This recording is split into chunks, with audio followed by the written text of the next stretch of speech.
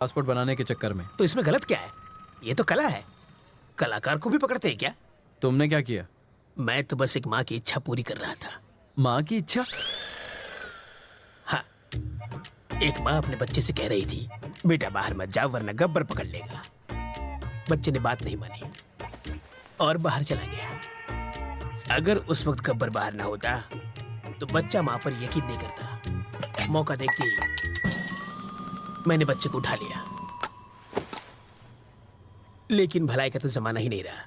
उसकी माँ ने ही मुझे पकड़वा दिया। कहने लगी बच्चे को किडनैप किया है।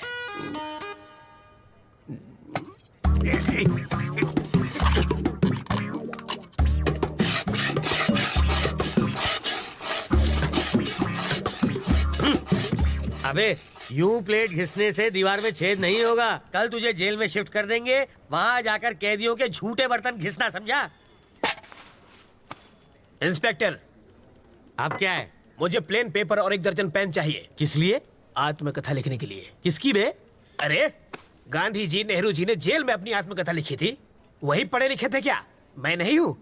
हाथ की सफाई में मैंने पीएचडी किया है। मैं अपनी कहानी लिखूंगा। चलो सामान भिजवाओ। हवलदार, ये कालिदास की औलाद के लिए पेन और पेपर लेकर आ। ये महाचोर अपनी आत्मकथा लिखेंगे।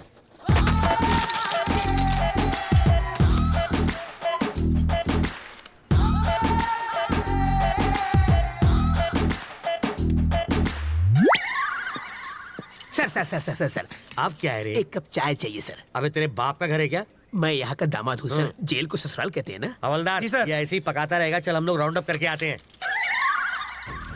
आप चलिए सर, पीछे पीछे हम भी आते हैं।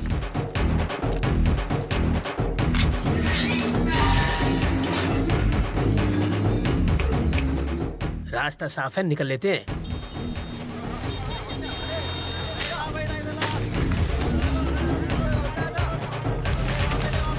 हाँ?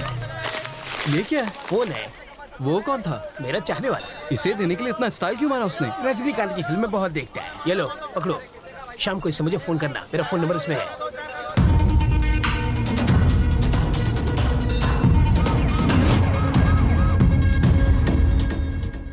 तुझे पूरा यकीन है ना कि वो उसी फोन से बात करेगा? होकर क्या है सर? हाँ। वो उससे फोन करेगा।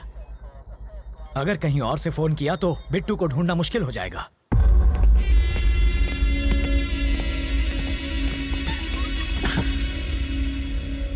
रवि जिंदा बच गया। उसको मारे बिना मैं चैन से नहीं बैठूंगा। रवि तक तू नहीं पहुंच पाएगा। वो अपनी जिंदगी से तंग आकर खुद ही तू उसे छू नहीं सकता। मैंने तुझे आदमी दिए, फिर वैन दी, फिर क्रेन दी और लाख लाख रुपए 2 बार दिए। तुझे नकली फैमिली तक बना कर दी और फिर पासपोर्ट के लिए लाखों खर्च किए, वो सब अलग। इस राज को छुपाने के लिए सत्तार की फैमिली को हर्जाना दिया, तब जाके इस बवाल से मेरी गर्दन छूटी और तुझसे एयरपोर्ट जाकर एक फ्लाइट नहीं पकड़ी गई। मैं तुझ पर 1.5 करोड़ रुपए खर्च कर चुका हूँ। ये लो, ये मेरे लिए फिजूल खर्ची और तेरे लिए बोनस। ये लो। हाँ, ये सिर्फ पेपे बेबे मेमे कर सकती है और किसी काम की नहीं है। अगर मैंने रवि को लगाया होता तो वो 15 मिनट में बैंक लूट के यहाँ बैठा होता। एक 25 साल के छोकरे ने तुझे छठी का दूध याद दिला दिया है। साले, तू तो जाके उसके तलवे चाट। बेशर्मों की तरह बैठा है। फोन करना है। कर लो।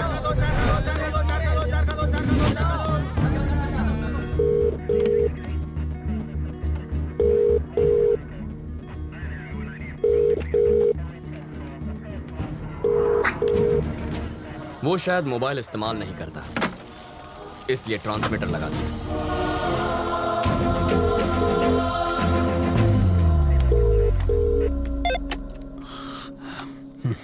सर, मैं ट्रैवल मूर्ति। बेल नहीं मिली इसलिए जेल से भाग आया। यहाँ बहुत गड़बड़ है। बिट्टू को बाहर भेजना बहुत मुश्किल है। पहले तो ये जान लो कि तुम किससे बात कर रहे हो मूर्ति। बिट्टू? पर वरदराज जी? वो तो आउट ऑफ ऑर्डर हो गए। अरे कितनी मुश्किल से तो मैं लॉकअप से भागा हूँ। तुम झूठ अच्छा बोल लेते हो। नहीं सर, मैं सच कह रहा हूँ। जिस आदमी ने तुम्हें भगाया है, जिस आदमी ने तुम्हें फोन करने पर मजबूर किया है, उससे बात करनी है। Hi Ravindra Narayan, your friend Bittu here. How are you? West में तुम्हें छोटी सी कहानी सुनाता हूँ। मेरे पापा एक दिन लाला के नाखून काट रहे थे और गलती से लाला को चोट लग गई।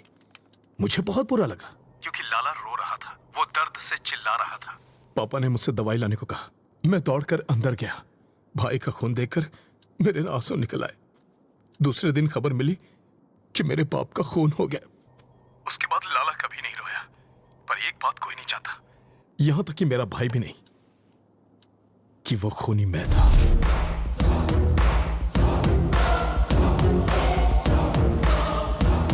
लाला के खून की वजह से पापा की जान गई। अब तेरा क्या होगा ये शायद यमराज को भी नहीं पता। देखता हूं कि तुम कितने समझदार हो।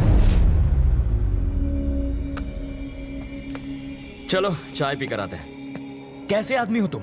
वो सीधे सीधे वार्निंग दे रहा है और तुम्हें डर नहीं लगता? उसके डराने धमकाने से क्या हो जाएगा? मुझे डर से डर नहीं लगता। तो अब क्या करना है? इस बिट्टू नाम के ट्यूमर को हटाना ही पड़ेगा और इसकी सर्जरी मैं करने वाला हूं।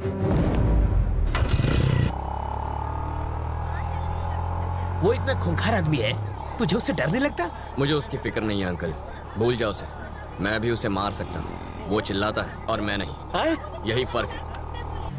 मधु, अंकल वो मधु है ना? अरे यार